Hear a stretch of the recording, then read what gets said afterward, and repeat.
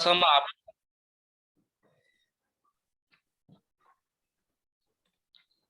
आप लोगों से थोड़ा सा शेयर कर देता हूँ। यहाँ कोई है जो थोड़ा बहुत जानता हो श्री अरबिंदो की फिलोसॉफी को, कुछ थोड़ा बहुत फेमिलियर हो उनसे? सर डिवाइन लाइफ के बारे में बताइए। हाँ, देखिए इनका बेसिक जो जहां से शुरू किया और इसको आप समझने की कोशिश कीजिए। प्रकृति में एक ऊर्ध्व आरोही क्रम विकास है। जो नेचर है उसका एवोल्यूशन हो रहा है। इवन डार्विन ने ये कहा कि एवोल्यूशन हो रहा है। अब वो एवोल्यूशन जो पत्थर से पौधे में, पौधे से पशु में, पशु से मनुष्य में होकर चलता है। तो क्रम विकास आपका एवोल्यूशन किस तरीके से हुआ? शुरू में वो कह रहे हैं कि लाइफ नहीं थी धरती के ऊपर। उसके बारे बाद में धीरे धीरे लाइफ आई, पत्थर से पौधे में, पौधे से पशु में, पशु से मनुष्य में होकर चलता है ये क्रम विकास। चूंकि वर्तमान में मनुष्य ही इस आरोही क्रम विकास के शिखर का अंतिम सोपान है। वर्तमान में मनुष्य जो है इस सीढ़ी के ऊपर, जो क्रम विकास की सीढ़ी है उसमें सबसे ऊपर के श्रृंखला के ऊपर खड़ा है। वह अपने आप को इस आरोहण में अंतिम पड़ाव के रूप में देखता है और मानता है कि पृथ्वी पर उससे श्रेष्ठतर कुछ भी नहीं हो सकता। पर आप कल्पना कीजिए, आपने अगर स्टडी की हो कि शुरू के अंदर जिस तरीके से अर्थ का फॉर्मेशन हुआ, उसके अंदर जब लाइफ फॉर्म्स नहीं थी, अगर आप उस समय आते तो कोई भी लाइफ फॉर्म है वो ऐसा सोच नहीं सकती थी कि ऐसे जड़ जगत के अंदर लाइफ कैसे आ सकती है। पर उसके अंदर फिर लाइफ का प्रादुर्भाव हुआ।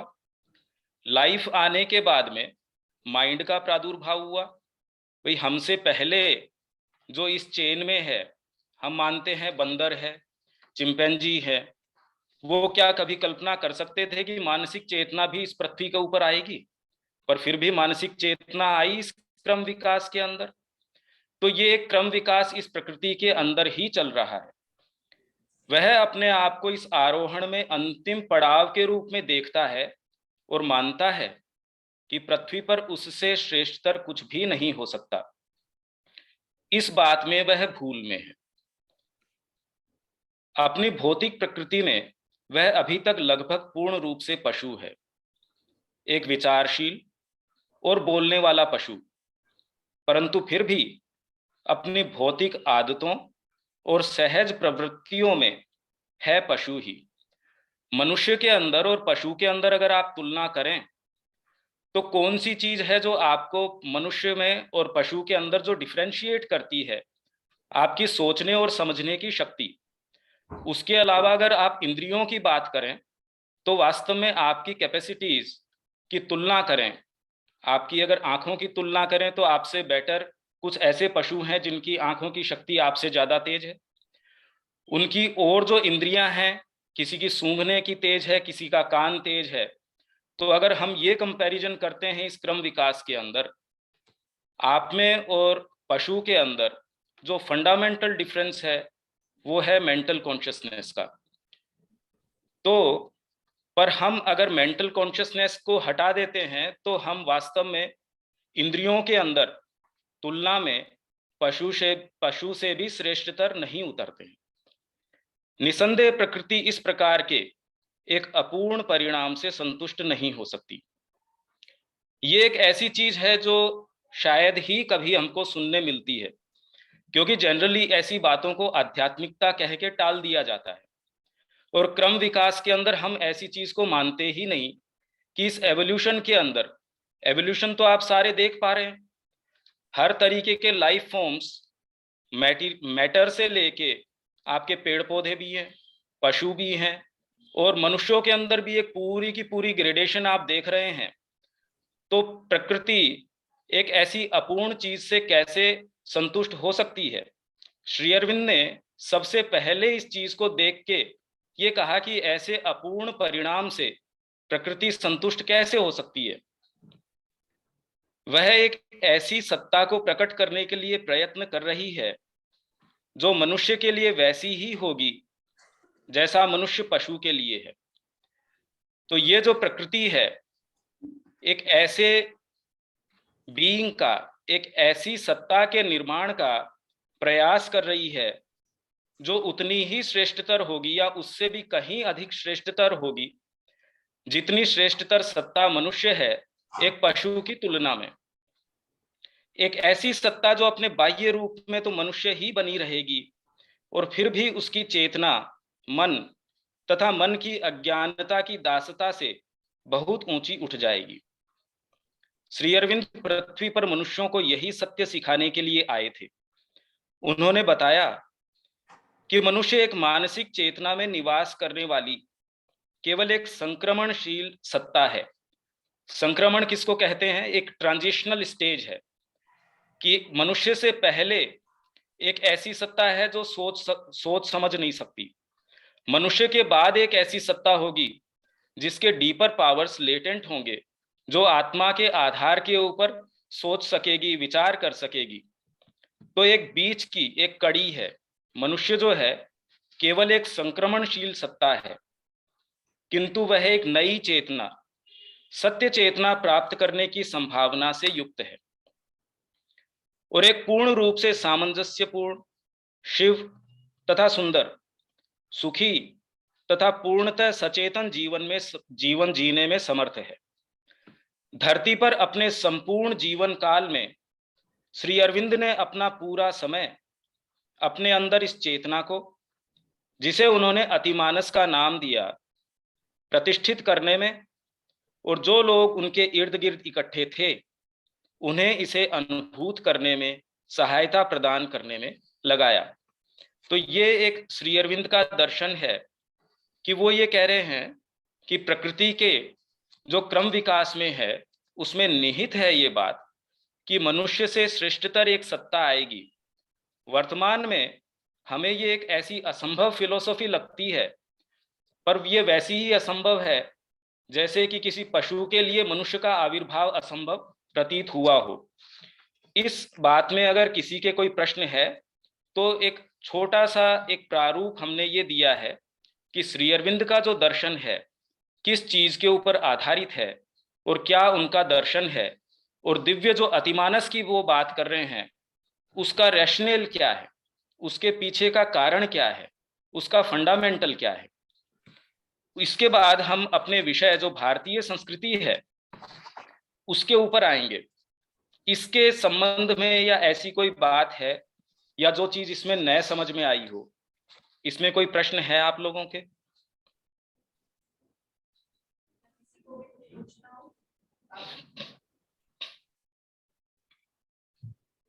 सर एक बात मैं पूछना चाह रही थी कि जैसे कि अरविंद जी की जो है मृत्यु 1950 में हुई थी, जैसा कल सर ने बताया, तो उसके बाद 70 साल हो गए आज, तो अभी तक वो उच्चतर शक्ति तो हमें कहीं दिखाई नहीं दे रही है 70 सालों में भी, तो उसको समय कितना लगेगा उस शक्ति को आने में? ठीक कह रहे हैं आप, बहुत प्रैक्टिकल प्रश्न है ये। बाकी ये 29 फरवरी 1956 के अंदर, क्योंकि श्री अरविंद का कार्य श्री माँ ने चालू रखा था पौंडीचेरी आश्रम के अंदर, तो 29 फरवरी 1956 को इस चेतना का सूक्ष्म भौतिक जो जगत है उसके अंदर अवतरण साधित हो चुका था। बाकी एक्चुअल में ये अपने आप को मूर्त रूप से दिखा सके या क्रिया कर सके, सूक्ष्म रूप से ये क्रियारत है, पर इसके अंदर अवश्य ही समय लगेगा। और ये समय कितना लग सकता है? 100 साल भी लग सकते हैं, 200 साल भी लग सकते हैं। भाई आप ये देखिए कि मनुष्य भी आया होगा, मनुष्य की स्टेजेस भी आपने पढ़ी हैं कि कितनी कितनी स्टेजेस वो बताते हैं, आदि मानव से लेके आज तक के भी जो मनुष्य की, और अभी भी जो मनुष्य हैं क्या एक पायदान के ऊपर थोड़ी खड़े हैं। आप किसी आम व्यक्ति की और चैतन्य महाप्रभु की तुलना नहीं कर सकते। तो इनके अंदर भी एक अनंत श्रृंखला है। प्रॉब्लम की ये है कि हम अपने सेंसेस से सारे, क्योंकि एक बॉडी है, एक इस तरीके का बैग है, सारे बंद हैं। थोड़ा बहुत आप जब इंटरैक्ट करते हैं उनकी फैकल्टीज से आप प्रभावित होते हैं कि हाँ इसके अंदर इतना ज्ञान है, इतनी ये क्षमताएं हैं, पर उससे ज्यादा गहराई में तो हम नहीं जा सकते। आप जो प्रश्न पूछ रहे हैं बिल्कुल प्रैक्टिकल प्रश्न है और इसके अंदर समय लगेगा, पर सूक्ष्म भौतिक, अब ये ऐसी टर्मिनोलॉजी है, जब काम में लें तो इसके लिए एक नेसेसरी बैकग्राउंड होने की आवश्यकता है। भाई आज हम अगर नैनो टेक्नोलॉजी की बात करें और अगर हम उसमें नए हों तो जो टर्मिनोलॉजी काम में ली जाएगी, पहले तो हमको उससे वाकिफ होने की आवश्यकता है। पर ये आप मानिए कि 29 फरवरी 1956 को ये चेतना अर्थ एटमॉस्फेयर से कनेक्ट होके इसके ऊपर कार्य कर रही है और अपने नेसेसरी जो फॉर्म्स है मैनिफेस्टेशन के, वो तैयार कर रही है। जैसे मनुष्यों के अंदर भी आप ये देखिए कि रिसेप्टिविटी के ऊपर है, कितने लोग हैं साइंस के फील्ड के अंदर। अब न्यूटन ने या किसी ने भी एक लॉ देखा होगा, क्या उससे पहले सेब नहीं गिर रहा होगा पृथ्वी के ऊपर, या क्या उससे पहले चक्का नहीं घूमता होगा पृथ्वी के ऊपर? पर कौन उसको देख पाता है? वो एक परसेप्टिबिलिटी कि आपकी एक सेंसिबिलिटी, आप में कितना उसके प्रति एक रिसेप्टिविटी है, उसको आप देख पाते हैं। यही तो संस्कार है, यही संस्कृति है कि आपको कितने अंदर तक गहराई में ले जा सकती है। तो ये इसका एक उत्तर है। और कोई प्रश्न इसके विषय में? सर हम लोगों का क्या कंट्रीब्यूशन हो सकता है इस सब पे और आने वाली युवा पीढ़ी का? हाँ, इसके अंदर सबसे पहले तो कि श्री अरबिंदो की फिलॉसफी क्या है, हम उसको गहराई से समझना शुरू करें। और ये प्रश्न आपने पूछा है, ये बहुत ही प्रैक्टिकल प्रश्न है। तो जितना ही हम धीरे धीरे इन विषयों में जाएंगे, तो हमारा इसके अंदर क्या योगदान होना चाहिए और हम इसमें क्या कर सकते हैं, वो सारी ही चीजें धीरे धीरे हमारे सामने खुलनी शुरू हो जाएंगी। पहले तो हमारे लिए ये देखिए, हम चर्चा ही पहली बार कर रहे हैं। ये तो आपके समक्ष ये जिस तरीके के विषय आ रहे हैं, ये तो कभी सुनने के लिए ही नहीं मिले हमको। तो धीरे धीरे जब हम इनसे एक्वेंटेड होंगे, धीरे धीरे हम अपनी भूमिका भी समझने लगेंगे। हमारे टेस्ट्स हैं, हमारे प्रेफरेंसेस हैं, हमारे सोचने समझने देखने का, वो सारा तरीका मोल्ड होता जाएगा और धीरे धीरे ये अनफोल्ड होता जाएगा कि आपको एक्चुअल में जीवन में करना क्या चाहिए। ये आपका कंट्रीब्यूशन तुरंत के अंदर तो ये है कि इस फिलोसफी, इनका जो विचारधारा है, उसको आप कितना इम्बाइब कर सकते हैं अपने अंदर, उसके अंदर आप कितना प्रवेश कर सकते हैं। तुरंत के अंदर हम वो ही काम करने की कोशिश कर रहे हैं।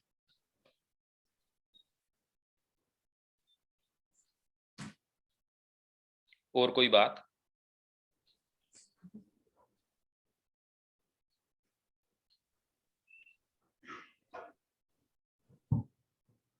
और कोई प्रश्न पूछना चाहते हैं स्टूडेंट्स में से? सर चारों तरफ इतना नकारात्मक वातावरण है, क्या इसमें पॉसिबिलिटी होगी कि ऐसी कोई दिव्य शक्ति अवतरित हो सकती है? निश्चित, और ये हो चुकी है।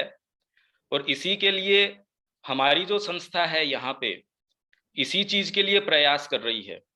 और हम सारों को ओपन ये आमंत्रण देते हैं यहाँ पे कि आप में से जो भी चाहें वो यहाँ विजिट कर सकते हैं।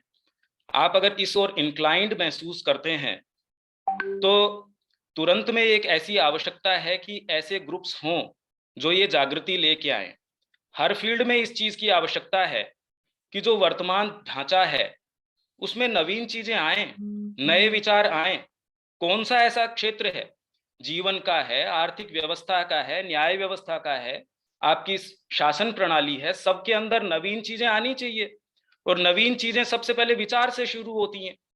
तो ऐसा एक संगठन चाहिए, ऐसे लोगों का एक एक ग्रुप चाहिए। सबसे बड़ी आवश्यकता भारत की इस समय यही है कि वो लोग एक ऐसा संगठन या कोई भी, वो भारत की आत्मा को रिप्रेजेंट करें। वो अपनी बाहरी जो सत्ता है उसकी बजाय अपने डीपर चीजों के अंदर जाएं, डीपर मूल्यों में जाएं। उसी को सहायता प्रदान करने के लिए हमारा जो ग्रुप है, हमारा एक ट्रस्ट भी इसके ऊपर काम करता है, द रिसर्जेंट इंडिया ट्रस्ट। वो एक्टिवली इस चीज से मतलब कई सालों से ये काम कर रहा है। आप अपने जो प्रश्न है वो बाद में भी कैरी ऑन रख सकते हैं, इससे आप जुड़ सकते हैं, आप यहाँ आ सकते हैं। और इस चेतना के आधार पे कैसे कोई संस्था काम कर रही है हम तो यहाँ एक एजुकेशन सेंटर भी चला रहे हैं। तो आप जिस समाज में हैं, निश्चित रूप से ऐसी बात करना एक बिल्कुल विरोधी बात लगती है, हवा से विपरीत बात लगती है। पर आप जब ऐसे स्थानों को विजिट करते हैं जहां आपको महसूस होगा कि जीवन के दूसरे वैल्यूज भी हैं, आपको दूसरे मायने भी मिलते हैं जीवन को, और जीवन में सच्चा करने लायक काम भी वही है, ये आप निश्चित रूप से यहाँ अगर कोई आता है वो देख पाएगा।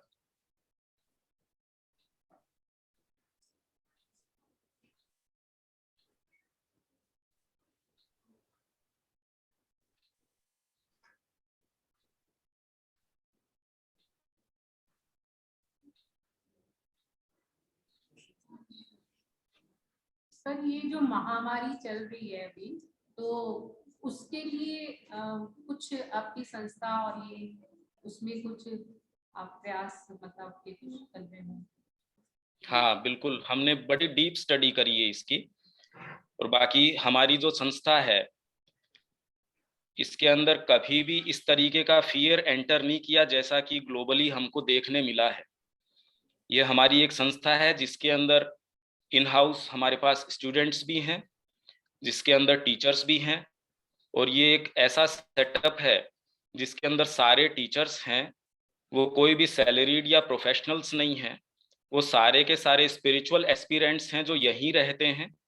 स्टूडेंट्स भी हैं वो श्री अरबिंदो सोसाइटी से जुड़े या किसी न किसी माध्यम से जुड़े आध्यात्मिक अभिप्सा रखने वाले लोगों के स्टूडेंट्स हैं। इसलिए ये एक इस तरीके का ग्रुप है जो हमेशा ही यहाँ रह रहा है। हमने एक दिन भी अपनी संस्था की एक्टिविटीज को रोका नहीं। साथ साथ में हमारा एक आयुर्वेदिक डिपार्टमेंट भी चलता है जिसने इसके अंदर काम किया है। प्लस इसके हमने ग्लोबली डेटा इकट्ठा करके और हर कंट्री का बिहेवियरल पैटर्न क्या रहा इस महामारी को लेके, और इसका हमारा जो निष्कर्ष रहा वो हमारी वेबसाइट है उसके ऊपर हमने उसको छोड़ रखा है, सारे डेटा एनालिसिस करके। बेसिकली अगर आप ये देखेंगे कि इसके अंदर ज़्यादा आपकी साइकोलॉजी है वो मैटर करती है। आप जितना ही ज़्यादा साइकोलॉजिकली वीक होते हैं इसके अंदर, आप ज़्यादा ससेप्टिबल होते हैं या वल्नरेबल होते हैं इस बीमारी को कैच करने में या किसी भी बीमारी को कैच करने के अंदर। तो ये मूल हमको समझना पड़ेगा, पर ये एक विषय से अलग चला जाएगा। पर हमने इसके ऊपर बड़ी ही डीप स्टडी करके बहुत सारे आर्टिकल्स लिखे हैं जो हमारी वेबसाइट के ऊपर उपलब्ध हैं। आप में से कोई भी चाहे तो उसको पढ़ सकता है। सर आध्यात्मिकता के थ्रू जो इस महामारी को मतलब खत्म किया जा सकता है? ऐसी कोई चीज ही नहीं है। आप जिस तरीके की बात कर रहे हैं, देखिए आध्यात्मिकता कोई अपने आप में चमत्कार नहीं है। ये जब हम भारतीय संस्कृति की बात कर रहे हैं कि बेसिकली वो कर क्या रही थी और आध्यात्मिकता करती क्या है, तो जो आप प्रश्न पूछ रहे हैं निश्चित रूप से एक एक कॉन्ट्रास्ट में बैठा व्यक्ति ऐसा ही प्रश्न पूछेगा कि आध्यात्मिकता का अगर एप्लीकेशन जीवन में इस तरीके का हो तो लाभदायक है, नहीं तो आध्यात्मिकता किस काम की। पर ऐसा नहीं है। तो आध्यात्मिकता फंडामेंटली करती क्या है और आध्यात्मिकता है क्या, वो उसी परिप्रेक्ष्य में हम समझने की कोशिश करेंगे कि भारतीय संस्कृति का पूरा प्रयास क्या था, फंडामेंटली क्यों और दूसरी संस्कृति से ये एक संस्कृति अलग रही। जब हम ये फंडामेंटल समझ जाएंगे, पर आप जो प्रश्न पूछ रहे हैं इस तरीके की कोई बात नहीं है कि आध्यात्मिकता इस महामारी का क्या कर सकती है, आध्यात्मिकता इस चीज का क्या कर सकती है। देखिए थोड़ा सा एक उदाहरण मैं आपको देता हूं।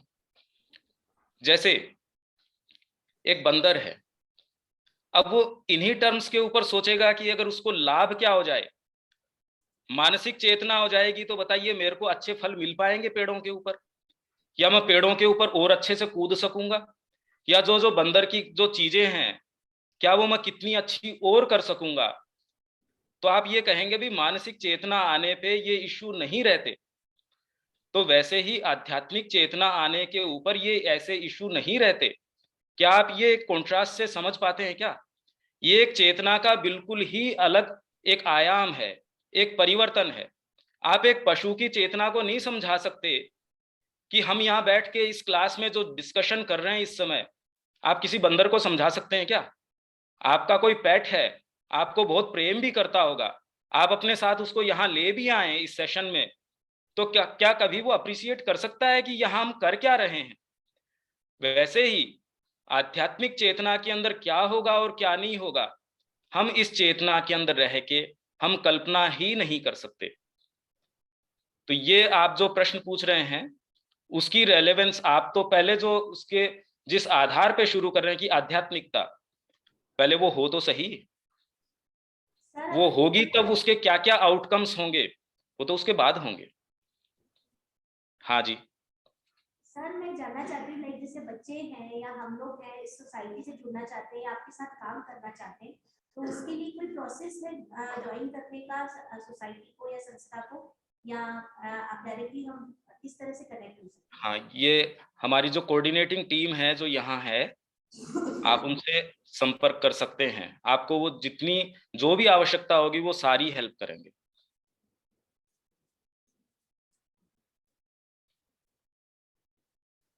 सर, अभी आईक्यू और जो एसक्यू है, स्पिरिचुअल पोर्शन, इसमें कैसे तालमेल बिठा सकते हैं, या बच्चों को हम कैसे, जैसे इंटेलेक्चुअली तो बच्चे शार्प होते जा रहे हैं, लेकिन ये इमोशनल कोशेंट और ये स्पिरिचुअल कोशेंट है वो शायद लैक हो रहा है उनका, तो हम एज अ टीचर्स हमारा क्या रोल रहेगा इसमें?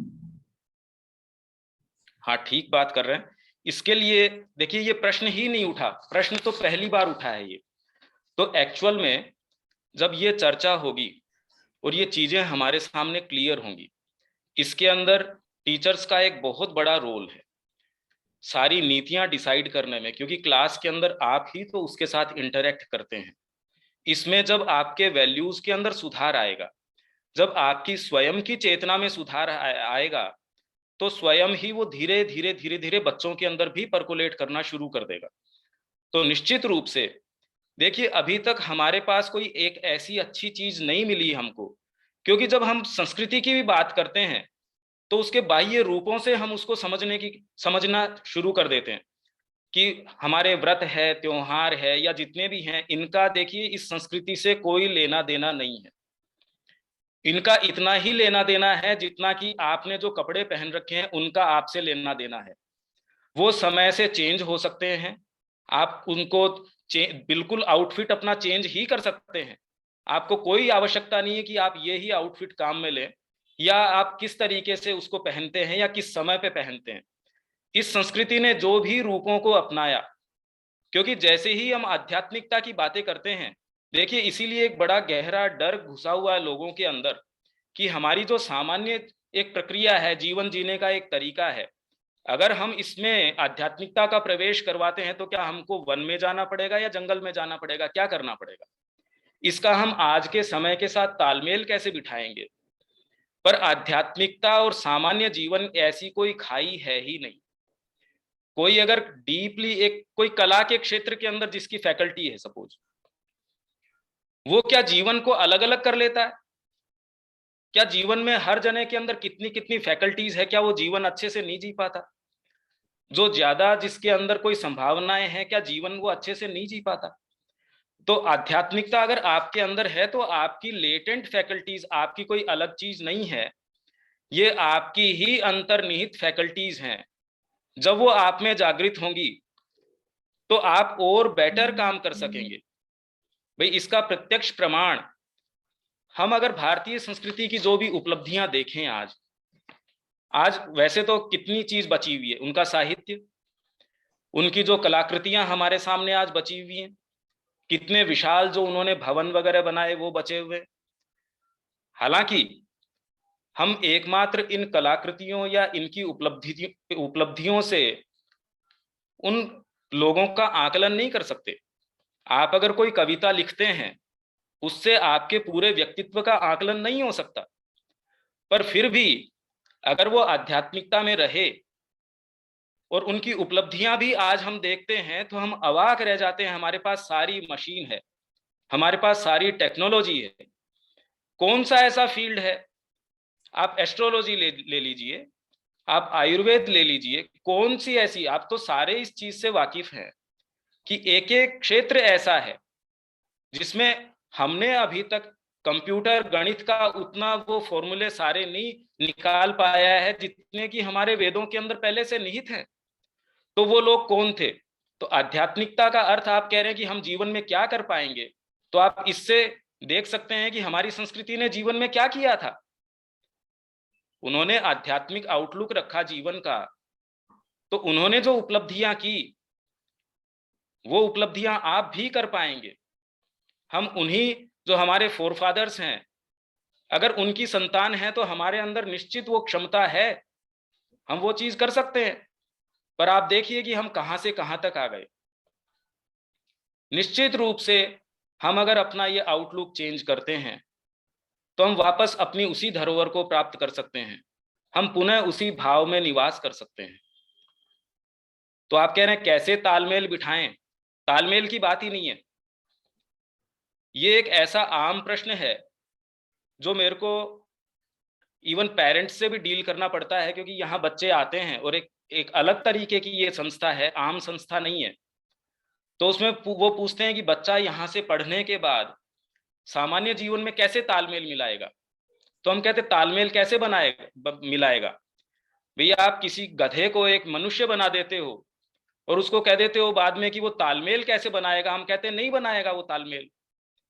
आप कोई अगर विशिष्ट आप में कोई योग्यता है, लोगों को आपसे तालमेल मिलाने की जरूरत है, आपको उसके साथ किसी के साथ तालमेल मिलाने की कोई आवश्यकता नहीं है। तो आप में अगर ये संभावनाएं निहित है और फिर भी आप ये कहें कि आप मेन स्ट्रीम से कैसे तालमेल बिठाएंगे, अरे इसीलिए तो उदाहरण की आवश्यकता है कि आप लोगों के अंदर से कौन ऐसा उदाहरण निकल सकता है जो अपनी आत्मा की ताकत के ऊपर निवास करेगा, जो हमारी ये कल्चर है उसको अपने साथ हर जगह लेके जाएगा। ऐसा कौन व्यक्ति है। हम बिल्कुल कोई तालमेल की और इनकी बातें नहीं करते, इसीलिए हम इसके भाव में प्रवेश करने की कोशिश करते हैं। वास्तव में भारतीय संस्कृति है क्या, और ऐसा तालमेल का कोई प्रश्न है ही नहीं। और कोई बात इसमें?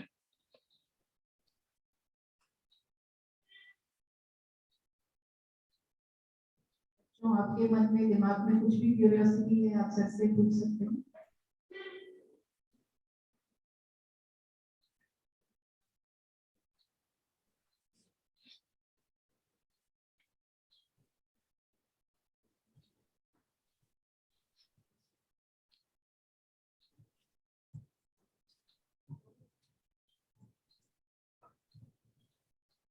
Good morning sir. सर हम पूछना चाहते हैं जिस आध्यात्म की हम बात कर रहे हैं, क्या टेक्नोलॉजी का कोई बहुत इम्पोर्टेंट असर पड़ रहा है इस पे? क्या मतलब अध्यात्म से हम जुड़ सकते हैं टेक्नोलॉजी से दूर होके, या टेक्नोलॉजी के साथ ही हम अध्यात्म को एक्सेप्ट कर सकते हैं? नहीं, आपके हाथ की अगर क्षमताएं बढ़ जाती है तो आप ज्यादा एक्सप्रेस कर सकते हैं या कम एक्सप्रेस कर सकते हैं। आपकी अगर मैं क्षमताएं बढ़ा दूं, हाथ आपका वही है, पर अगर आपको मैं ड्रम बजाना सिखा दूं तो आप अपने आप को ज्यादा मैनिफेस्ट कर सकते हैं या कम मैनिफेस्ट कर सकते हैं। या आपकी और लेटेंट फैकल्टीज है, संगीत की है, साहित्य की है, कला की है, या और हजारों तरीके की फैकल्टीज है, आपकी अगर डेवलप कर दी जाएं तो क्या आप खुद नहीं रहते क्या आप, या अपने आप को बेटर मैनिफेस्ट कर सकते हैं। इसमें समस्या ये चल रही है कि आप अपने आप को एक बहुत छोटा बीइंग समझते हैं, पर आपके अंदर अनंत संभावनाएं लेटेंट हैं, आपके अंदर बहुत सारी चीजें छिपी हैं और ये सारी आप उपयोग में ला सकते हैं।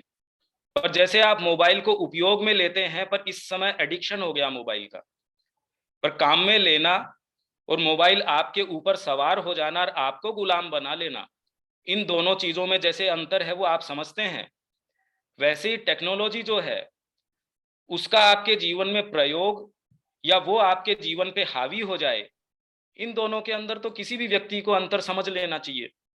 कोई भी चीज आध्यात्मिकता से अलग नहीं है, ये बिल्कुल ये भेद करना बंद कर दीजिए। ऐसी कोई चीज नहीं है, आपकी समग्रता है वो। आप अपने बीइंग के अंदर सारी चीजें समाहित रखते हैं, आप में सभी चीजें हैं।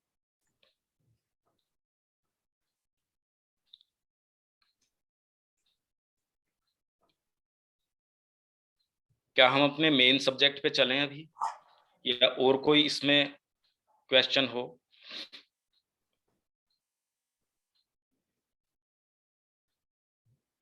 सर आगे प्रोसीड करते हैं। ठीक है, ओके। अब हमारा मेन जो टॉपिक है वो है श्री अरविंद के आलोक में महान भारतीय संस्कृति। समूचे विश्व में भारत ही एकमात्र ऐसा राष्ट्र है जो आदिकाल से ही अपने अत्यंत उदात्त आध्यात्मिक लक्ष्य के प्रति पूर्ण रूप से सचेतन और निष्ठावान रहा है। एकमात्र जो देश या राष्ट्र रहा है फेथफुल, वो है भारत। परंतु जब भी इस संस्कृति की चर्चा होती है तो प्रायः ही हम भारत और उसकी संस्कृति की आलोचनाएं इस रूप में सुनते हैं कि यह राष्ट्र सदा ही विदेशी आक्रांताओं द्वारा पददलित रहा है और यहाँ सदा निर्धनता ही रही है। जैसे प्रश्न आप कर रहे हैं, थोड़ा वो देखिए, क्योंकि जिस बैकग्राउंड से, जिस समाज के बैकग्राउंड से हम आते हैं उसमें हमको ये लगता है कि आध्यात्मिकता होगी तो क्या इसमें समृद्धि होगी, उसमें जीवन की पूर्णता होगी। या जब संस्कृति की बात होती है तो तुरंत ये आता है कि आप किस संस्कृति की बात कर रहे हैं। हमेशा से आप गुलाम रहे, कोई भी अच्छी टेक्नोलॉजी आपको है तो आप विदेशों की ओर निहारते हैं। यहां आपके पास है क्या वास्तव में? तो इस तरीके से आलोचनाएं की जाती हैं इस संस्कृति की। जो कुछ भी आधुनिक विकास हमें यहाँ देखने को मिलता है वह सब तो यूरोपियों की देन है।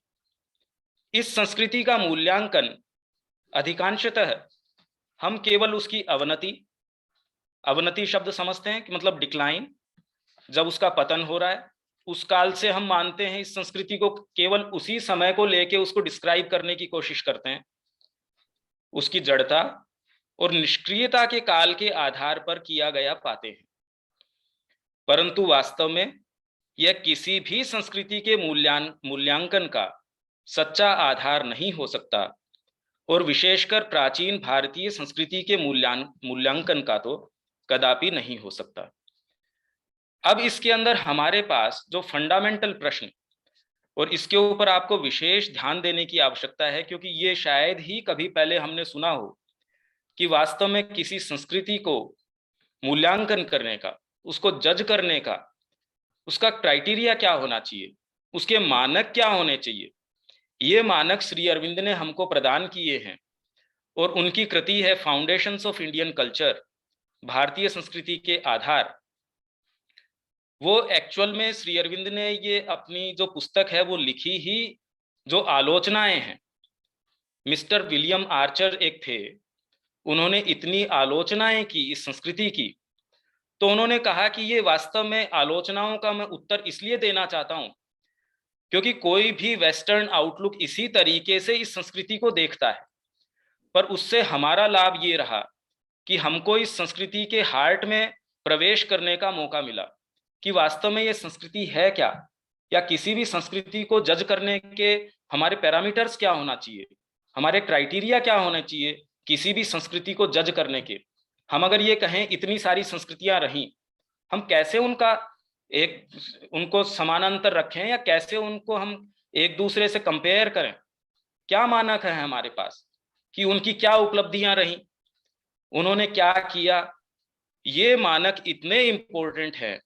आप इससे संबंधित, क्योंकि हमारी समय सीमा बड़ी एक छोटी है और आप लोगों की जिज्ञासाएं देख के वैसे एक अच्छा भी है ये, तो निश्चित रूप से जिस तरीके का सब्जेक्ट ये आने वाला है आगे, ये हमने पहली ही बार, शायद ही कभी ऐसा सुना हो, ये पहली बार आप लोग इससे एक्वेंटेड होंगे। तो मूलभूत प्रश्न यह उठता है कि आखिर किसी संस्कृति का मूल्यांकन करने के मानक क्या होने चाहिए, हम किस तरीके से उनको जज करें? क्योंकि यदि स्वयं वे मानक ही दोषपूर्ण हो तो उस मूल्यांकन से किन्हीं भी उचित परिणामों की अपेक्षा कैसे रखी जा सकती है? आप सपोज एक मेडिकल कॉलेज चला रहे हैं, अब मैं इसके अंदर अगर ये नहीं समझ पाऊं कि आप किस सब्जेक्ट को वहां पढ़ा रहे होंगे, आप किस फ्रेमवर्क में काम कर रहे होंगे, बिना सोचे समझे और मैं और दूसरी चीजों की कल्पना करनी शुरू कर दूं, आपके इंस्टीट्यूट में मैं कहूं कि आप मिठाई क्यों नहीं बना रहे, आप कहेंगे भी हम तो काम ही दूसरा कर रहे हैं। आप एक्सपेक्ट अगर ये कर रहे हैं कि इस तरीके की चीज यहाँ क्यों नहीं है, तो सबसे पहले हम संस्कृति से अपेक्षा क्या रखते हैं। उदाहरण के लिए, यदि भारतीय संस्कृति का मूल्यांकन उसकी सैन्य आक्रमणकारिता, कि कितना उसने दूसरों के ऊपर आक्रमण किया, अन्य राष्ट्रों के साथ युद्ध में उसकी सफलता, कि दूसरों के ऊपर कितना उसने युद्ध किया, कितना उसने रक्तपात किया, संगठित धन लिप्सा और डकैती की प्रवृत्तियों की विजय, राज्य विस्तार और शोषण के लिए उसके अदम्य आवेग के द्वारा किया जाए। मतलब इन चीजों के आधार पे अगर मूल्यांकन किया जाए कि इन्होंने और लोगों का कितना शोषण किया, कितना अपने राज्य का विस्तार किया, कितना रक्तपात किया, अगर हम इन मानकों के आधार पे भारतीय संस्कृति का मूल्यांकन करें तो ये संस्कृति वास्तव में संस्कृति कहलाने योग्य भी नहीं रहेगी, क्योंकि इन मानकों के ऊपर ये सही नहीं उतरती। ऐसा काम इसने कभी किया ही नहीं। अगर मैं ये मानक स्थापित कर दूं कि किसी दूसरे की जेब काट के आप कितना अपनी जेब भर सकते हैं और ये आपकी काबिलियत मानने शुरू कर दूं, तो आप कहते भी इसमें तो मेरी कोई काबिलियत नहीं है। तो भारतीय संस्कृति ने ऐसा कोई काम नहीं किया, और इन मानकों के ऊपर अगर हम इसको सही उतारने की कोशिश करें तो ये संस्कृति कोई भी पायदान पे सही नहीं उतरती, क्योंकि ऐसी कोई भी प्रवृत्ति भारतीय संस्कृति के मूल भाव में नहीं है और इस भाव से सर्वथा विजातीय है। इंडियन कल्चर के लिए बिल्कुल फॉरेन एलिमेंट है किसी दूसरे के साथ रक्तपात करना। इसलिए आप ये देखते हैं कि इस संस्कृति ने अन्य सभी संस्कृतियों को शरण दी है। आज भी कितनी तरीके की संस्कृतियां यहां फ्लरिश कर रही हैं और कहां हैं, और कहीं नहीं है। क्या कारण रहा उसका? किसी राष्ट्र की समालोचना मतलब क्रिटिसिज्म, आप उसको जज करना चाहें तो सर्वप्रथम हमें उसके मूल भाव को देखना होगा। तो पहला जो पैरामीटर है, पहला जो क्राइटेरिया है, ये आप हमेशा के लिए ही इस चीज को याद रख सकते हैं, ध्यान में रख सकते हैं कि किसी राष्ट्र को, किसी संस्कृति को जज करने के लिए पहला जो क्राइटेरिया है वो क्या है? उसका फंडामेंटल विचार, उसका मूल भाव, उसका सेंट्रल थॉट क्या है, वो करना क्या चाहता है। मैं अगर आपका मूल भाव नहीं समझूं, आप अगर किसी व्यक्तित्व के पास गए, मान लीजिए आप जो है रामकृष्ण जी के पास गए, रामकृष्ण परमहंस का सबने नाम सुना है, जब तक आप उनका मूल भाव न समझें, वो करना क्या चाह रहे हैं, तब तक आप सारी बाहर की व्यवस्था देख के या किसी भी चीज से क्या कभी उसका मूल्यांकन कर सकते हैं? आप कभी नहीं समझ सकते कि उनका जीवन का वास्तव में क्या मतलब है, वो करना क्या चाह रहे हैं। इसलिए सबसे पहला जो पैरामीटर है, सबसे पहला जो क्राइटेरिया है, वो है उसका केंद्रीय विचार। जब हम एक बार किसी राष्ट्र के मूल भाव के विषय में सचेतन हो जाएं, तब फिर हमें यह देखना होगा कि उस भाव की चरितार्थता की दिशा में उस राष्ट्र ने कितना कार्य किया है। तो पहली चीज हो गई इसके अंदर हमारा मूल भाव, उसका केंद्रीय विचार, उसका फंडामेंटल थॉट क्या है। और उसके बाद में थॉट आपका बड़ा ऊंचा है, आपके अंदर बड़े ऊंचे ऊंचे विचार है, पर आप सुबह समय से उठ नहीं सकते, आप जीवन में कुछ कर नहीं सकते, तो आपको महान कैसे बता दिया जाएगा। तो सेकंड जो आपको क्राइटेरिया है जिसके ऊपर कि आपको खरा उतरना है, महानता का क्राइटेरिया, वो है आपने उस विचार को एग्जीक्यूट कितना किया लाइफ में, आपने उसकी चरितार्थता, उसको एग्जीक्यूशन के पार्ट के ऊपर प्रैक्टिस में आप कितना लेके आए उसको। ये एक विभेद ऐसा है जो हमारे अपने जीवन में हम देख सकते हैं, कितनी चीजें हम जीवन में करना चाहते हैं, हमारे सबके अपने अपने एस्पिरेशंस हैं, पर एक्चुअल में जीवन में संसिद्ध कौन कर पाता है? जो उसको एग्जीक्यूट कर सकता है। और जितना ही आप उसको जीवन में लागू करते हैं, उतना ही आप अपने विचार को, अपने भाव को मूर्तिमान कर सकते हैं। आप में से बैठे कितने लोग होंगे जो नहीं चाहते होंगे कि आप जब जाएं जीवन में तो समाज में कोई अंतर लेके आए। शिक्षा के जगत में जो जो आप लोग काम कर रहे हैं, आपके सबके ये भाव है कि हमें इसमें कुछ करना चाहिए, पर एक्चुअल में हम कर क्या पाते हैं? क्योंकि सबसे पहले तो हमारा जो सेटअप है वो हमको बाध्य करता है कि आप इस फ्रेमवर्क से ज्यादा बार नहीं जा सकते। आपको अगर ज्यादा बार जाना, आप अपने इंडिविजुअल लेवल पे कर सकते हो या आप अपना एक ग्रुप बना के कर सकते हो, पर आप जिस इंस्टीट्यूट से जुड़े हो उसका एक अपना फ्रेमवर्क है, उसकी अपनी एक लिमिटेशंस हैं। आप उस फ्रेमवर्क में जितना कर सकते हो उतना कर सकते हैं। इसीलिए यहाँ हमने जो जिस तरीके का फ्रेमवर्क है, हमने किसी तरीके का बाहरी कोई लिमिटेशन नहीं रखी, किसी तरीके का हमने कोई सिलेबस है, कोई कोर्स है, कोई ऐसी बाध्यता नहीं रखी। अन्यथा हम कोई वास्तव में जीवन में वर्थवाइल काम करना बड़ा मुश्किल हो जाता है। वो हमको बांध देते हैं, अपने सिलेबस से बांध देते हैं, हम अपने कोर्स से बांध देते हैं, सारी चीजों से बांध देते हैं। तो अब संस्कृति का सबसे पहला मानक तो हुआ उसका मूल भाव। दूसरा उसका मानक है उसकी महानता को एडजर्ज करने का, कि उस भाव की चरितार्थता की दिशा में उस राष्ट्र ने कितना कार्य किया है और क्या क्या उपलब्धियां की हैं। यदि भाव अपने आप में महान हो परंतु बाह्य चरितार्थता न हो, एग्जीक्यूशन नहीं हो जीवन में, और यदि हो तो बहुत ही थोड़ा, तो यह एक अपूर्णता की निशानी होगी और वह भाव क्रियात्मक प्रयोग में निष्प्रभावी ही माना जाएगा।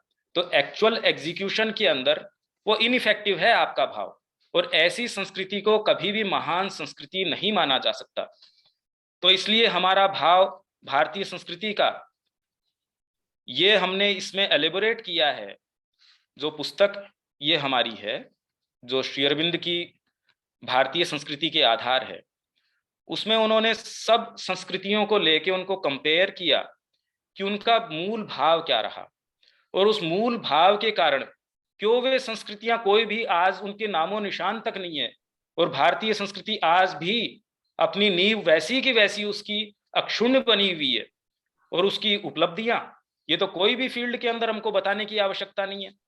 किसी भी फील्ड को हम टच करते हैं, चाहे मेडिसिन को ले लो, चाहे और कोई भी क्षेत्र को ले लो, कला को ले लो, साहित्य को ले लो, किसी भी क्षेत्र के अंदर, छोटे से छोटे क्षेत्र के अंदर भी विदेशी लोग यहाँ क्यों आना चाह रहे थे? अगर ये देश इतना ही खराब था, गरीब था या जैसा भी था, वो इसको जिस तरीके का बताते हैं, पर सारों के अंदर होड़ किस चीज की लगी हुई थी कि एक छोटा रूट ऐसा हम देखें जिससे कि हम इंडिया चले। क्यों आना चाहते थे? न किसी को शिप बिल्डिंग का पता कि नाव कैसे बनाई जाती है, ट्रेडिंग का जो यहाँ इतनी चीजें हैं। आप कोई भी फील्ड उठा लीजिए जिसके अंदर अब तो धीरे धीरे ये तो और ज्यादा सामने आती जा रही है। आज तो इतनी हमारे सामने आती जा रही है ये चीजें कि भारतीय संस्कृति की उपलब्धियां क्या रही। कोई भी भाव व्यवहार में उस हद तक यथार्थ माना जाएगा जिस हद तक वह अपने आप को क्रियात्मक प्रयोग में ढालने में सफल होता है। और यदि कोई संस्कृति इन दोनों लक्षणों से युक्त भी हो, अगर ये दोनों क्राइटेरिया हो उसके अंदर किसी संस्कृति में, तब भी इससे आगे और क्या मांग की जाती है आपको एक महान संस्कृति होने के लिए? तीसरा क्राइटेरिया उसका ये है कि वह कितने समय तक बनी रह सकती है। यदि किसी संस्कृति का भाव उच्च हो और उसने महान उपलब्धियां भी संसिद्ध की हों, परंतु जो हो क्षणजीवी ही, थोड़े समय के लिए आपने खाली की, आपका भाव भी बड़ा ऊंचा है और आपने उसको एग्जीक्यूशन में भी लेके आए, बड़ी विशाल कंपनी थी, उसने बड़ा अपना सेटअप बनाया, पर कुछ दिन चली उसके बाद में बंद हो गई, तो ये तो कोई महानता का क्राइटेरिया नहीं हो सकता। तो तीसरा जो हमारा क्राइटेरिया है किसी संस्कृति की महानता को मापने का, वो तीसरा है कि वो कितने समय तक बनी रह सकती है, कितने कालों तक बनी रह सकती है। और हर काल का अपना एक उसकी अपेक्षा है, उसकी डिमांड है। अगर आज के समय भारतीय संस्कृति की, जैसे किसी एक स्टूडेंट ने अभी पूछा था कि भाई आज अगर टेक्नोलॉजी है उसको इस आध्यात्मिकता के साथ कैसे हम सिंक्रोनाइज कर सकते हैं, तो अगर भारतीय संस्कृति इस चीज का उत्तर नहीं दे सकती तो फिर बाद में उसकी कोई रेलेवेंस नहीं है। पर ऐसा नहीं है।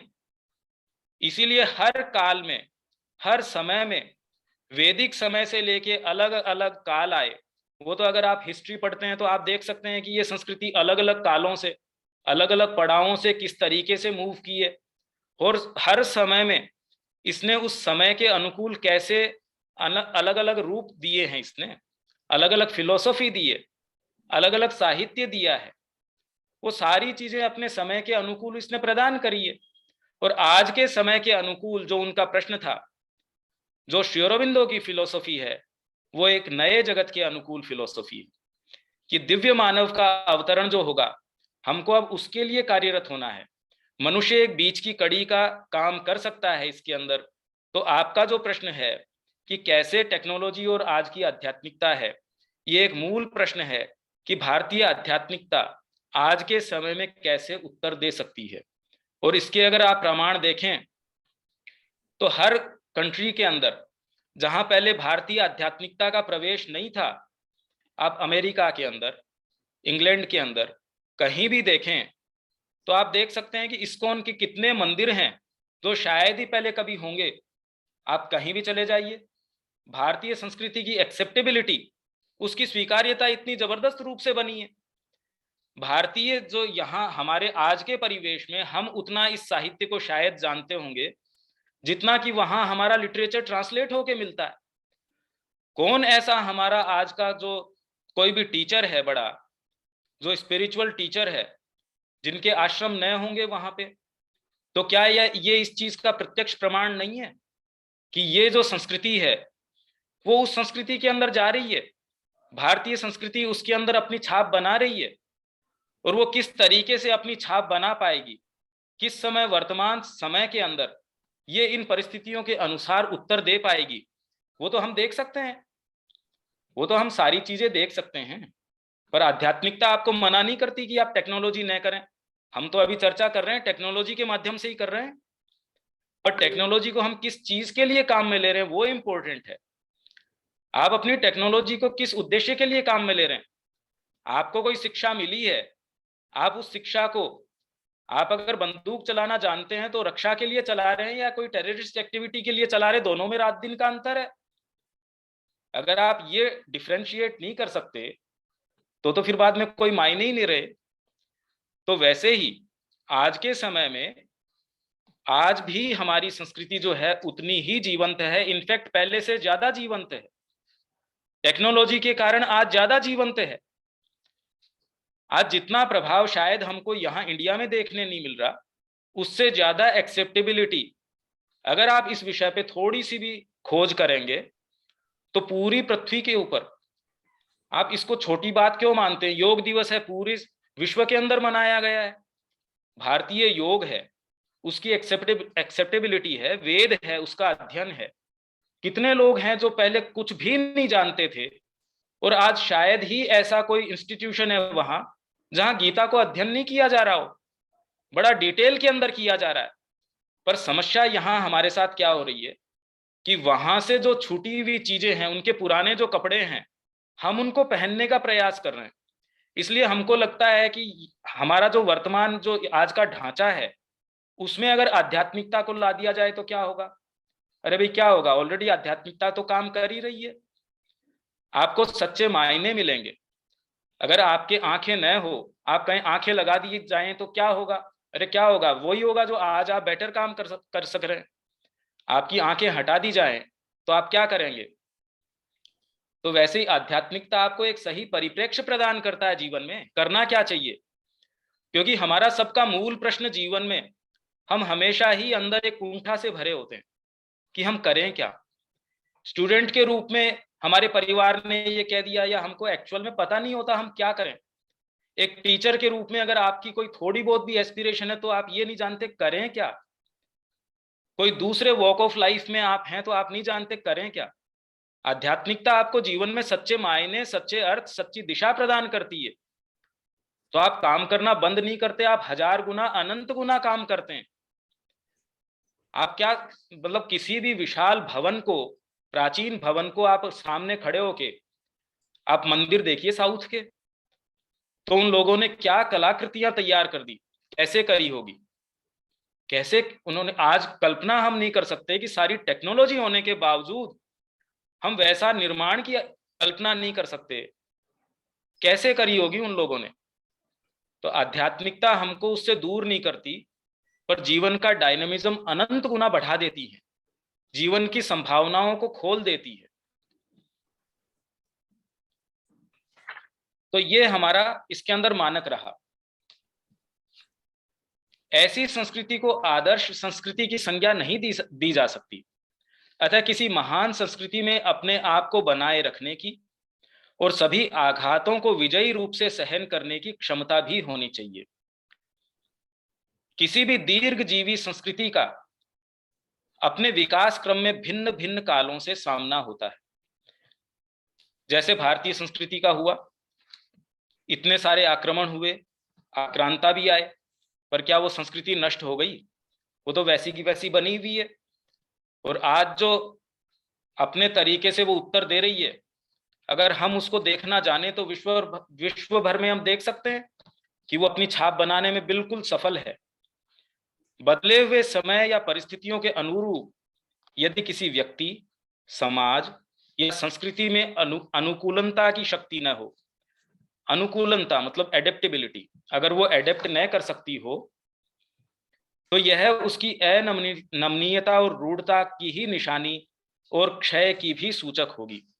तो ये सारे मानक हमने दिए हैं भारतीय संस्कृति को जज करने या किसी भी संस्कृति को जज करने के।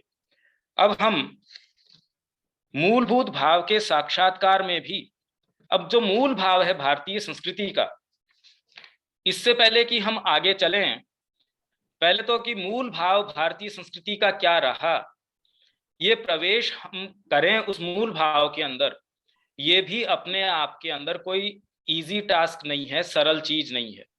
ये थोड़ा सा मैं आप लोगों से शेयर कर देता हूं। इसके बाद में अगर कोई प्रश्न हो, और शायद अपना समय भी हो जाएगा, तो ये मैं आपको अभी बता देता हूं। और जो इतनी देर से हालांकि थोड़ा थोड़ा मैं उस चीज को टच कर भी रहा हूं, पर मूलभूत भाव उसका अगर साक्षात्कार हम करना चाहें, हम उसको देखना चाहें कि मूल भाव क्या रहा भारतीय संस्कृति का, तो उसको पहचानने में सबसे बड़ी समस्या हमारे सामने क्या है। इस संस्कृति के मूल भाव के साक्षात्कार में एक बड़ी भारी समस्या हमारे सामने उपस्थित होती है, और वह है हमारी अपनी संकुचित बहिर्गामी दृष्टि। सबसे बड़ी समस्या क्या है? हमारी नेचर, एक्सट्रोवर्ट, जो बाहर से चीजों को देखती है, जबकि बीइंग ए ह्यूमन या एक बुद्धिमान व्यक्ति भी पहले अपने विचार को लेता है, अपनी बुद्धि से देखता है, उस तरीके से जीवन को और सारी चीजों को व्यवस्थित करता है, वैसे उसको क्रिएट करता है। जितना ही आप बाहर से देख के चीजों से समझेंगे, तब तक सच्ची समझ आपको नहीं आ सकती। जब तक आपके अंदर कोई फंडामेंटल कोई विचार न हो और आप उसको एग्जीक्यूशन के ऊपर न जाएं, तब तक तो आज आपको कोई न्यूज आती है, आप उस तरीके से एक्ट करना शुरू कर देते हैं। कल कोई दूसरी न्यूज आती है, क्योंकि आपका स्वयं का कोई विचार नहीं है, आपका कोई फंडामेंटल कोई ऐसा आधार नहीं है जिसके ऊपर कि आप जीवन को जज कर सकते हैं, देख सकते हैं। जिसने भी जीवन के अंदर कुछ भी क्रिएट किया है, वो बाहरी जो चीजें हैं उस सूचना के आधार पे किसी ने नहीं किया।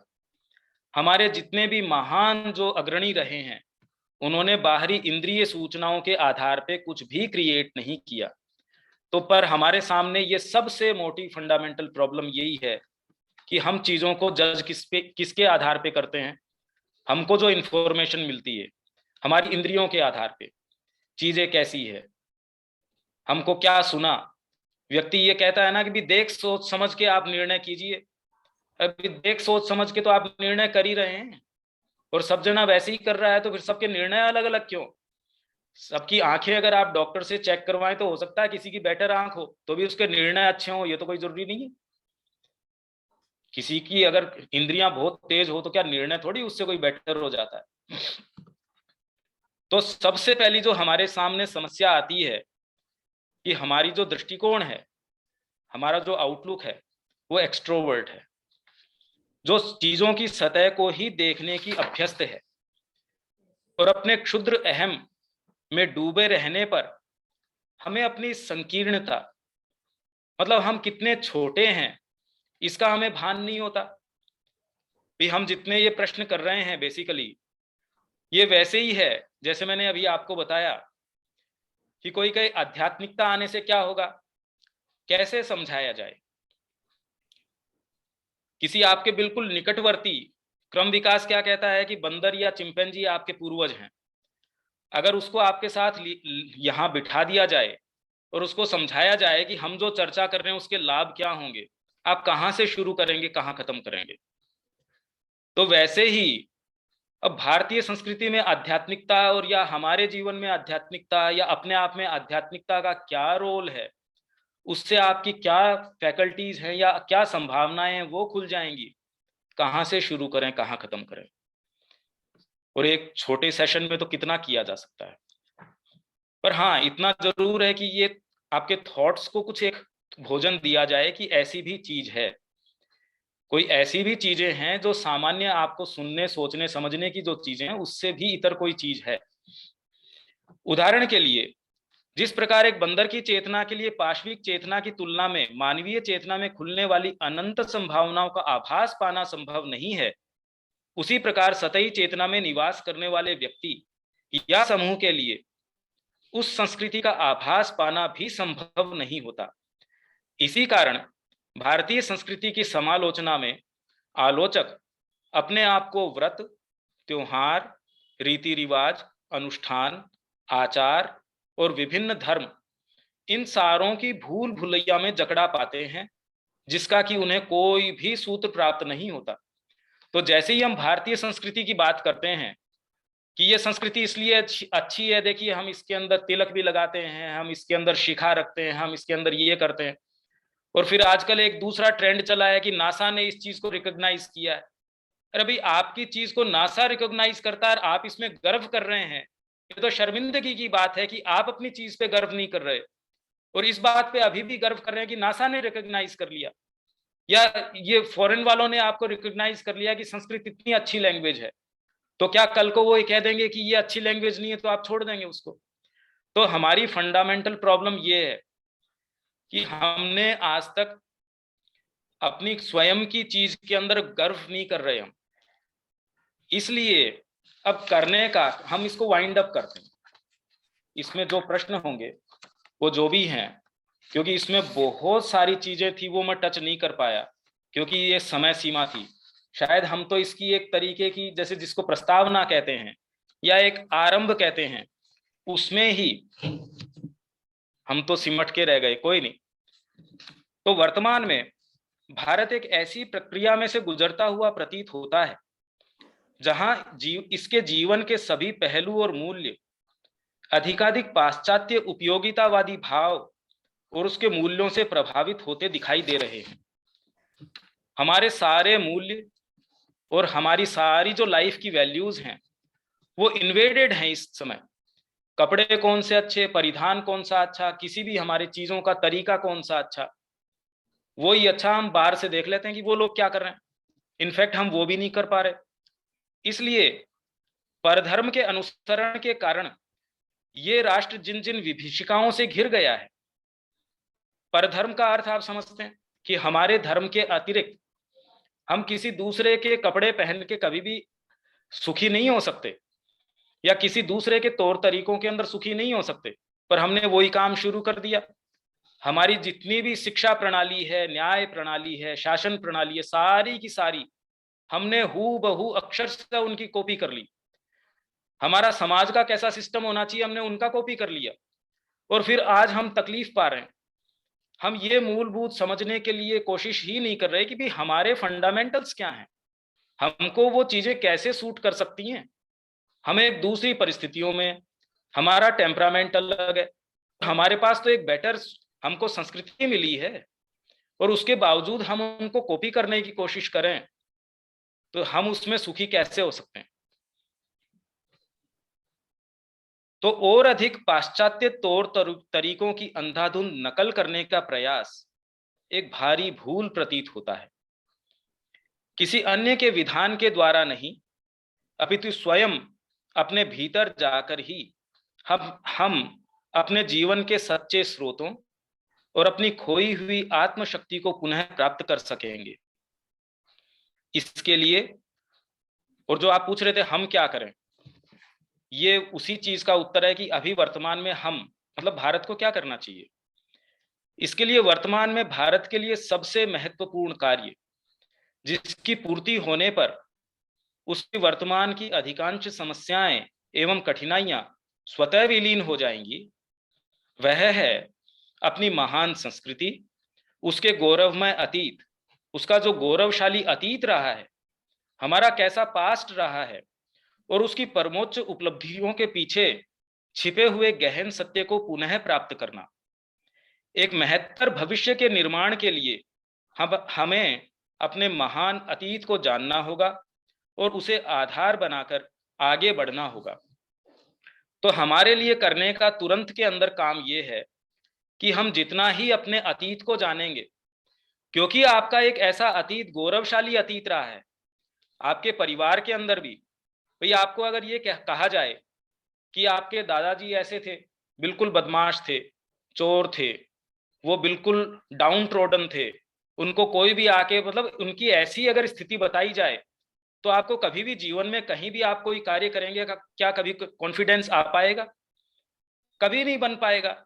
कि आप किसको बिलोंग करते हैं? एक ऐसे परिवार को बिलोंग करते हैं जिसकी कोई अच्छी हिस्ट्री नहीं रही है। तो आपका जो आत्मबल है, जो आपका कॉन्फिडेंस है, वो तो वैसे ही टूट जाएगा।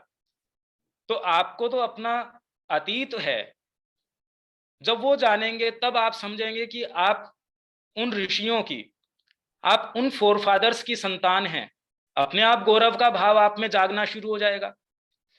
इसलिए सबसे पहले हमारे लिए करने का, इस चीज से हम कंक्लूड कर सकते हैं कि हमको मूलभूत रूप से विचार करना होगा। आप कह रहे हैं हम क्या करें? आप सोचना शुरू कीजिए। आप चीजों को समझने की एक फंडामेंटल तरीके से, किसी ने ये कह दिया वैसे नहीं, इवन भारतीय संस्कृति के मूल्यों को फंडामेंटली जांचना, परखना, चीजों के बारे में सोचना शुरू कीजिए।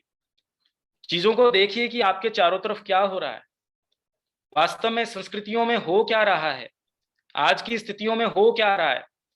जब हम इस तरीके से विचार करना शुरू कर देंगे जीवन में, हमें ये क्यों करना चाहिए, हर चीज के ऊपर।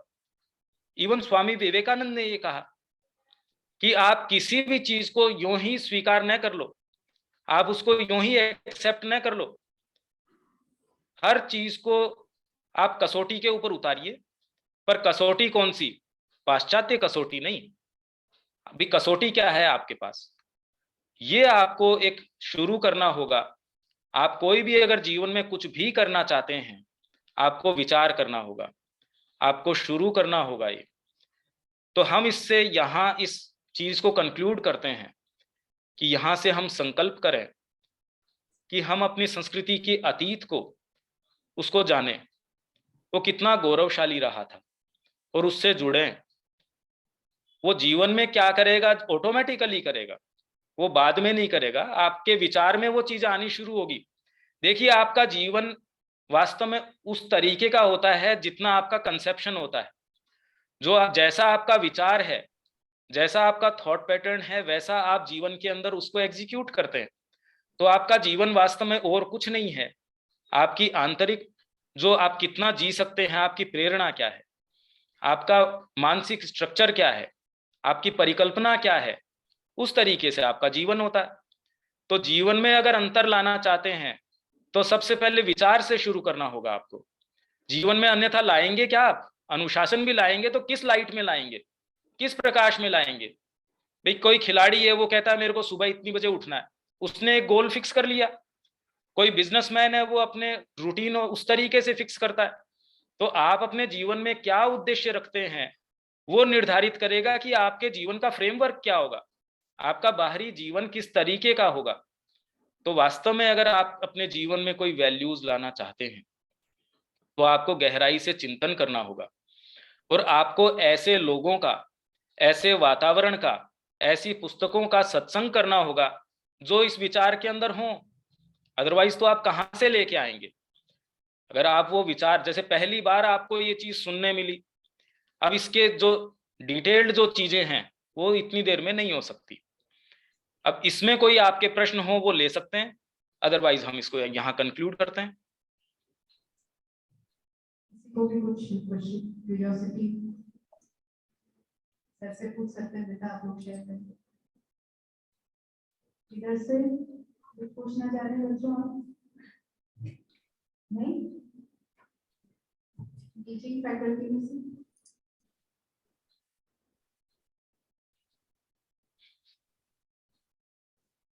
बाकी इसमें जितनी चर्चा हुई, क्या उतना कुछ तो क्लियर हो पाया है क्या? सर बिल्कुल। तो इसमें अब कोई प्रैक्टिकल किसी के भी अगर कोई हो तो आप अभी भी पूछ सकते हैं। इनफैक्ट जो हमारी कोऑर्डिनेटिंग टीम है उससे आप संपर्क कर सकते हैं और बाद में भी आपके प्रश्न आप हमको भेज सकते हैं। Thank you, sir. Thank you, sir, for enlightening us with the philosophy of Sri Aurobindo and throwing light on Indian culture. और जैसे आप सही सर फरमा रहे हैं कि भाई हमें चिंतन की आवश्यकता है, तो हम अब वही करेंगे। Thank you sir. अब मैं फॉर्मल वोट ऑफ थैंक्स के लिए डॉक्टर रचना अग्रवाल जो एनएसएस अधिकारी है उनको आमंत्रित करती हूँ। नमस्कार सर, आज हमारी 3 दिवसीय प्रदर्शनी संविधान में कलाकृतियां श्री अरविंद के आलोक में का समापन दिवस है। इसके वर्चुअल सेशन में आप पधारे सर, आपने अपना अमूल्य समय दिया, उसके लिए मैं तहे दिल से आपका आभार व्यक्त करती हूँ। आपने सर हमें बहुत ही सरल शब्दों में आध्यात्म क्या है, मैंने अभी कुछ शब्द पढ़े थे श्री अरविंद के कि सत्य को पाने के लिए हमें संसार को त्यागने की आवश्यकता नहीं है और उसी के साथ अपनी आत्मा को पाने के लिए हमें जीवन का त्याग करने की जरूरत नहीं है। ये 2 लाइनें हैं जो बहुत सरलता से आध्यात्म को बताती हैं। उसी को आपने और भी सरल शब्दों से हमारे बच्चों को लाभान्वित किया। साथ ही हमने हमारी भारतीय संस्कृति के नवीन पहलुओं को जाना श्री अरविंद के आलोक में।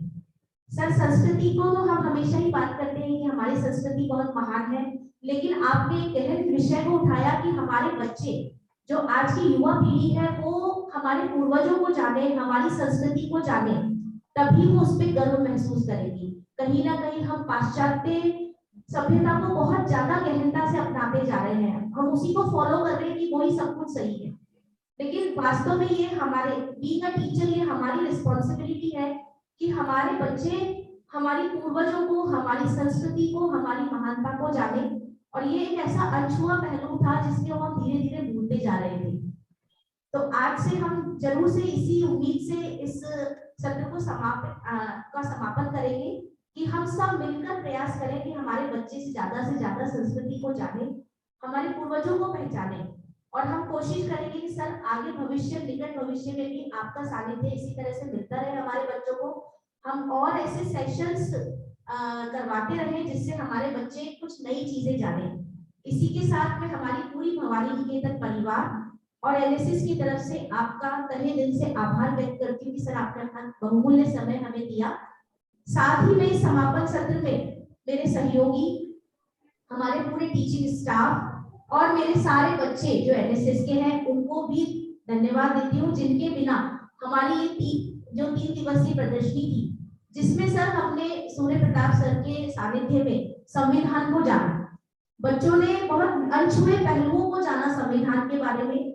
तो मैं चाहूंगी कि निकट भविष्य में भी हम श्री अरविंद के सानिध्य में ऐसे ही अनेक कार्यक्रम आयोजित करते रहे और हमारे बच्चे लाभान्वित होते रहे। तो मैं पूरे परिवार की तरफ से आपका एक बार फिर तहे दिल से धन्यवाद ज्ञापित करती हूँ। Thank you so much.